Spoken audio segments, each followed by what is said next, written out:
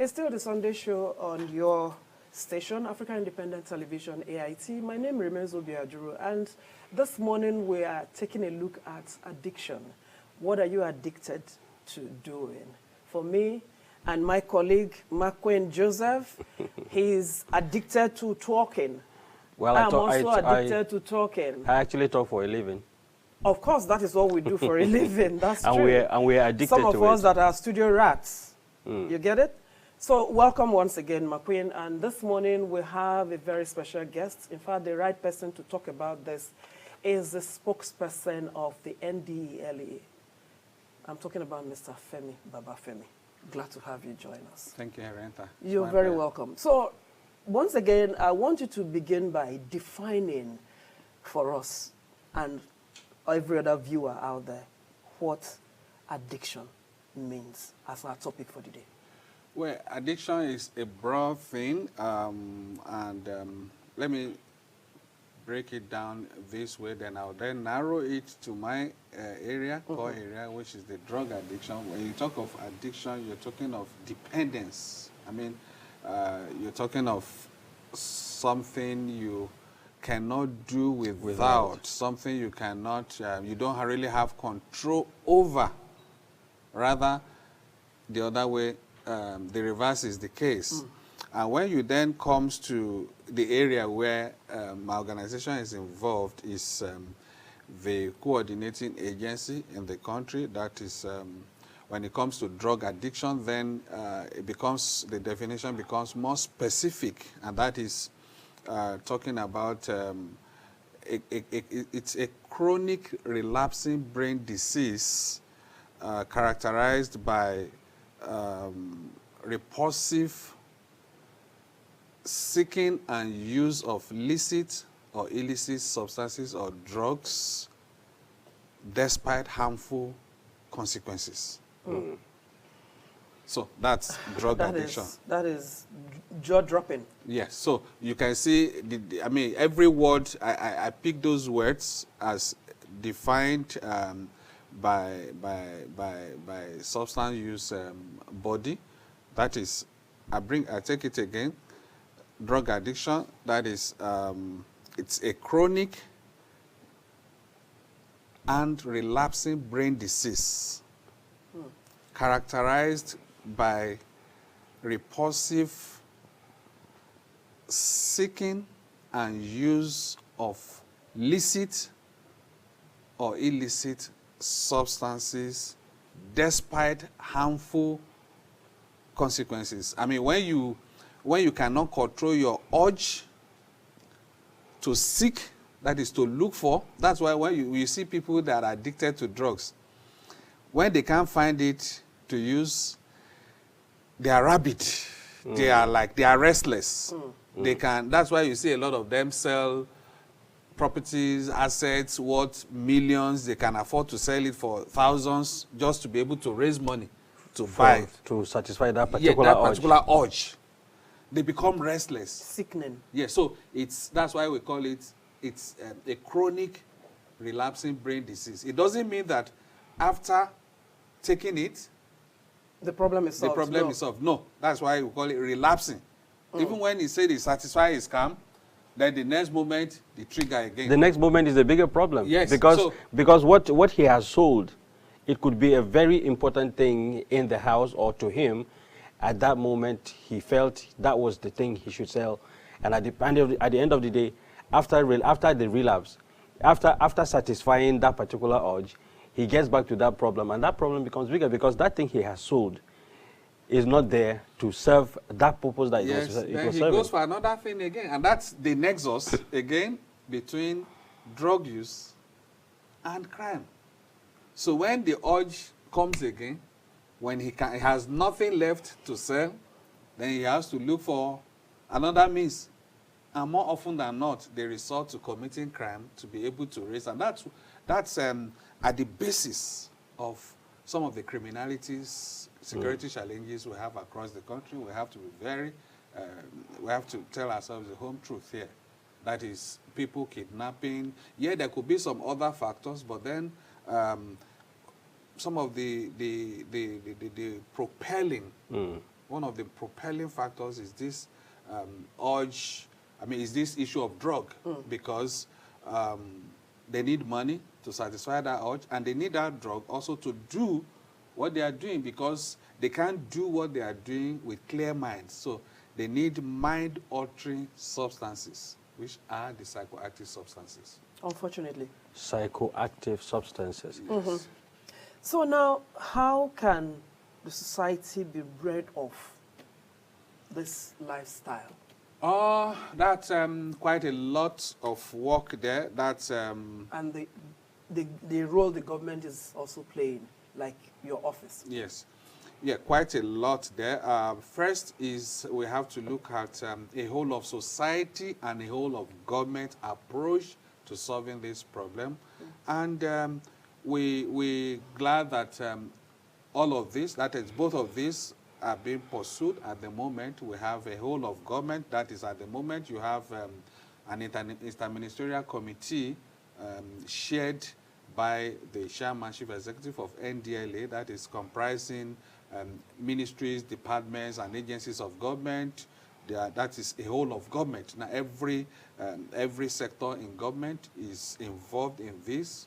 That is like coming together to play their roles. We have a national drug control master plan. The current one is 2021 to 2025.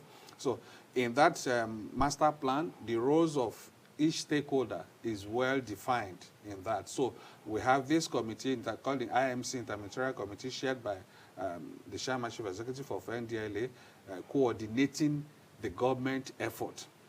Why now the agency as the lead, that's the NDLA as the lead agency, is also mobilizing the whole of society as the vehicle that is under this war against drug abuse, WADA, social advocacy initiative, that is mobilizing the citizenry, all the stakeholders, talking of the families, communities, faith-based organizations, community-based organizations, at all levels, mobilizing everybody to buy in and take ownership of the fight against drug And that is abuse. why when you drive through, either you're going to the east or north or anywhere, you discover that your men are on the road almost every kilometer. Yeah, some checkpoints. Yeah, that Every kilometer, stop and search. trying to cut access and movement of illicit substances, just to make sure that we mop up all of these illicit substances.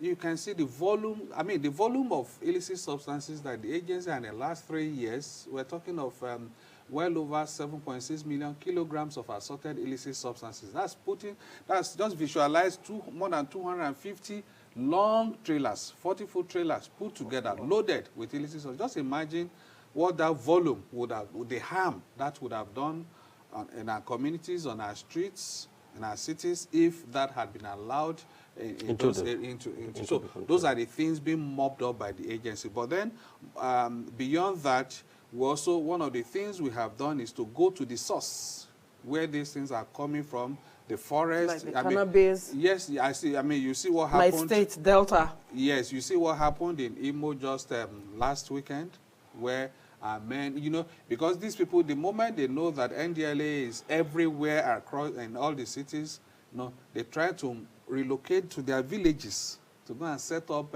clandestine laboratories where they are producing Mpurumiri, that's methamphetamine. Wow. It's one of the most deadly and one of the most expensive in the world. Meth from Nigeria in some places costs as much as $500,000, $600,000 per kg. And it is made in Nigeria. They produce, our people produce. Like the man, the Baron we arrested just this last weekend, was doing that. He actually went to South Africa to learn that, and when he was under investigation in South Africa, he fled to Nigeria, but then came under, he started set up in Nigeria, but then soon after he came under the radar of the agency, and the agency began to track him. And fortunately for us, he relocated to the village where he had a very big, expansive compound, mansion, and where the business was going on. At the same time, he had his own base where he was actually living with his family in Port Harcourt. Do you understand? But Smart guy. Yeah, but the agency was able to track. He didn't know there was a searchlight Yeah, he dimmed did on know, him. of course. And we have quite a number of that.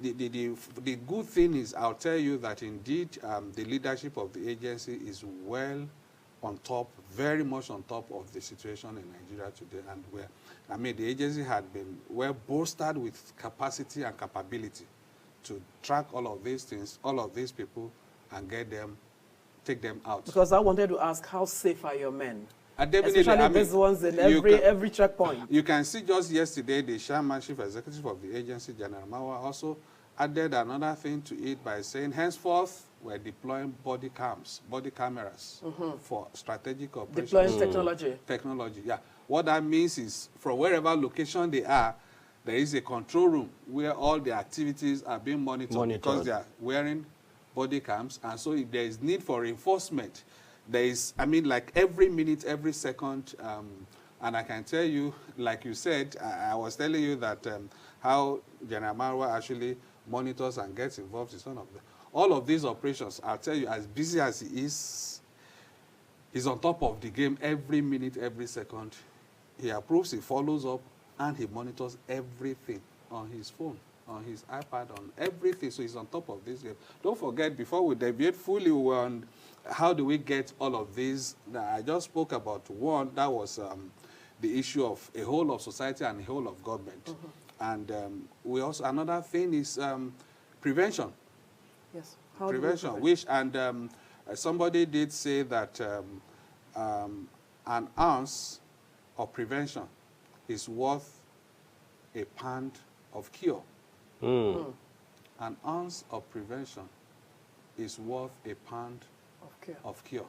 So meaning that in our own local language, prevention is better than cure. So, and that is why the agency is very much interested in that, because if you look at the 2018 survey report, drug use survey report that was published, out of the 14 point, I mean, we have 14.3 million Nigerians abusing, that report says abuse illicit substances. If we say we're a population, we have a population of 230 million people, meaning that you still have about 215 million others who are not abusing illicit substances. We cannot fold our hands and allow those ones to, I mean, slip into the basket. So we have to face them, ensure that they are well equipped with the right information, with the right knowledge, so that they don't fall into the temptation of going into substance abuse. So, and the whole, how do we do? We have to raise awareness. And what you are doing, what your station, what your platform is providing now is raising. I was going to ask that question. What's your relationship with NOA? Apart from that, you talked about society. Yes. I think it's also important to talk about the role of the family in the course of this. Absolutely, the family. I was going to come to all of that. The family is very key, because that's actually where the problem starts from.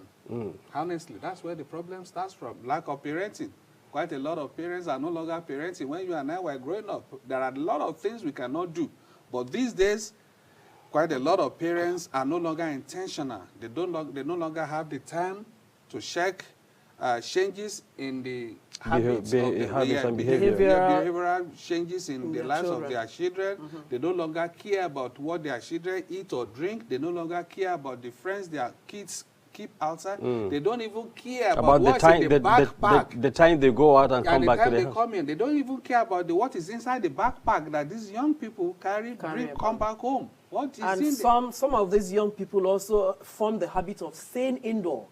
And their parents are happy with that. Oh, he's always indoor. No, quite a lot of things. He's doing a lot. Because these are Gen Zs and millennials. They are internet kids.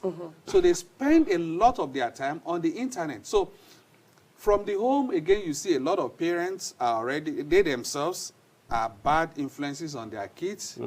Apart from that, there is the issue of the genetics factor. Some families, they have that disposition. They have that in their gene, alcoholic, a lot of... When you drink in presence of your children. And again... Smoke cigarettes in presence of the children. Do all kinds of Another person says that when you start with a drink, you take a drink, then the drink takes a drink, and then the drink takes your life. Wow. You start with the drink, and the drink takes a drink, and the drink takes your life. Wow. That is, you start probably with beer, tobacco, then after a while, it can't satisfy you. Then you move to gin, you move to cannabis, tramadol, opioids, you move to other higher things, you start combining, and before you know it, your life is gone. So we have to raise awareness, equip the people, and that's what we are doing with our war against drug abuse social advocacy. And another thing we just added to that on June 26th, this last month, during the World Drug Day, is the issue of Save Our Families campaign, SOF. That is, it's the driving force of that campaign is drug testing. Now the agency has test kits that families can use in homes. Oh. Yes. Test kits that families can use at home. We have that in all our commands across the country, can detect up to 15 illicit substances, drugs. So parents, just like you do sugar test at home, yes, you can now use the NDLA test kits in your houses, in your homes. When the kids, the whole essence of that is not to, punish your kids. The whole essence is that you detect early. And when you detect early, that facilitates early treatment. Because don't forget that addiction that we talked about, it's the tail end of this problem. That's it. It starts from the beginning, experimenting, then it becomes habitual, then dependence, and then addiction. So when you detect early, treatment is more effective. Effective and easier. Easier and less expensive, again, because, again, a survey, a study conducted had shown that a pound or $1 spent on prevention is worth $10 spent on treatment and law enforcement. That is because, don't forget that in treatment, you have to, that's why the people that talk about legalizing cannabis and blah, blah, blah. And we do say, one of the arguments we put forward is, if you want to generate, because the strongest argument there is, there is a huge multi-billion-dollar market out there. Cannabis. Yes, we can make so millions of dollars revenue from the sale, from the export of this. Legalize it. Now, the question we ask is, okay, what if we make $10 million, and then we have to spend $100 million to build rehabs? It's a total ruin. And then to build police stations, NDLA commands across the country. And prisons. Yeah, and prisons, all of those things. So it's a total ruin. Exactly. So, penny wise, pounds foolish. Exactly. So that's, you asked about the family. So that's why this campaign targets the family, because that's the smallest units of the society where more often than not this problem grows from or starts from. So we target that and to ensure that the families are well equipped with the right information and they do the right thing. And that's the whole essence of that drug testing thing that we said, the initiative. Again, another thing is we also have to, we cannot close our eyes to the socio-economic aspect of it. And that's why we're glad that the government, both at the federal and at the states, they are working hard to ensure, especially with the renewed hope agenda of the current president administration, the economic empowerment of the citizens, and now we're having minimum wage increase in salaries, wages of workers. So all of those things, they are part of, whether we like it or not, they are part of the processes to empower the citizens more, so as to reduce the level of poverty. Yeah, government cannot solve all of these things overnight. So we have to look at that. And when that happens, again, it reduces the number of those who are who have economic issues, some of those things that can easily engage in crime. Exactly, rather than engaging. And you know, government is the biggest spender in any economy. And so when these things flow out, more people are empowered, and you have less people within the poverty bracket that are less busy. Yeah, because when the mind is less busy, I mean, an idle hand, they say, the devil's workshop. We talked about that. We defined addiction, and you gave us reasons why people get addicted, and we also went down to getting to know how people are involved, talking about the family and everything. Yeah. What about other government agencies, like the National Orientation Agency? How can National Orientation Agency be involved in this particular campaign? That was my question earlier. Yes, Yes. absolutely, absolutely. The NOA is on the table here. Don't forget I mentioned that there is Other at the government federal level, agencies. yes, there is an interministerial committee chaired by the chairmanship executive of NDLA.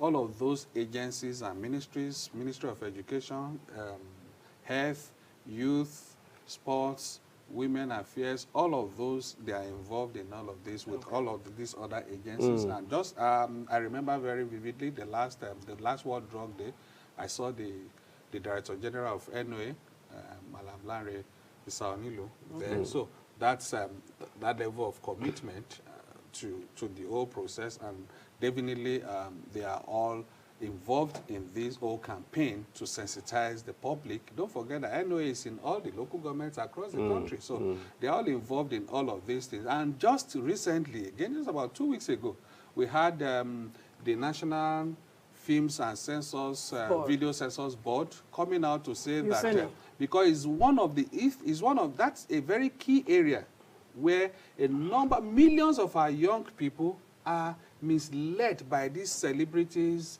influencers, lifestyle. yes, on social media. And a lot of our young people go on social media, see their idols, and they see them glamorizing or glorifying illicit substances, and they think that is the new thing. So, but we're glad that indeed the National Films and Video Censors Board had come out to say that, you cannot post all of these contents anyhow anymore. You have to seek permission, approval. That puts some level of regulation. They would not fold their hands and allow some of these things to just go out on the public space and mislead a lot of our innocent minds, because these people are still at their impressionable ages, and some of these things will easily mislead them. So, and that's why one of the things the agency has also done in that regard is to go on the social media where they spend a lot of their time. Every week, 3 to 5 p.m., we organize what we call X-Space conversation with them, engage and bring those people who are in recovery, that is those drug users who are in recovery or those that have fully recovered, to come and share their experiences with them. You hear some experiences, you can't hold tears back. I mean, you appreciate the fact that where we were some 4 years ago, 5 years ago, is not where we are now. The level of awareness has really changed tremendously. I tell you that because this is a problem that's in every community in this country. We may not be able to categorically say it's in every family, but there is no family that does not know the problem, the issue of drug abuse. Because if it's not in your family, it's in the family next to you. So it's something that it's everywhere. So, and now with the activities of the agency, everyone now knows that indeed this is a real time danger. So now, first, we have to galvanize awareness about it, and we are glad. And another thing, we're also glad that indeed the government, the president himself is well seized of this problem. And that's why, again, he's been giving all the support to the agency to do all that we're doing. But don't forget that, let's not deceive ourselves. Without the support of the leader of the country, we cannot do some of these things we're doing. And we're glad that, indeed, he's giving that support. And then the next one is the people themselves, because they're actually the victims. Everybody is involved. Yeah, so we need to take ownership of it. I mean, whatever, like what we're doing now, you making your own contribution. As a journalist, as a media house, you're making your own contribution by making use of your platform to sensitize the people. So the same thing we do, we encourage our clergy, our pastors on Sundays, during Sunday school, during their sermons, they should make the issue of substance, drug abuse, a topic to preach to the young people, to the church, their congregation. In mosque every Friday, we encourage them, we go there, encourage them to talk about this, because these people, we need to continue to ring this in their bell. And in schools too. Of course, that's why all of these places we go. I mean, in the last 3 years, we've had more than 6,435 advocacy programs in schools, in churches, communities, traditional institutions, rulers, environment, all of those places. More than 6,000 of them. That's huge. You have all the data in your head. Absolutely. Well done. And I also want to say thank you because I can attest to the great job you and your team are doing. Because in the past 10 years, I've not traveled by road, but I had to do that some few weeks ago. Wow. And between Abuja to Agbo, where I come from, I can tell you that there are more than, say, 50 NDLA checkpoints. Absolutely. That's it. And the men are ready to work. I see them opening sides of the vehicles, trying to bring out. How did those constructions go on? You would be amazed by the ingenuity. Yeah, by they discharge all every luggage, discharge even vehicles that are carrying human beings. Beside those buses, there are spaces where they put these things. They will call them force compartments. They create those force compartments so that they make them look like they are real. They are parts of the factory-fitted parts of the vehicle. Even inside the engine of a vehicle, you see your men pulling out these things. Yes. So thank you, Femi. Thank you. Thank you for coming. We took the whole of almost your day today. I appreciate it. Thank you for coming on the show. Yes, it's still Sunday show. We'll be back shortly.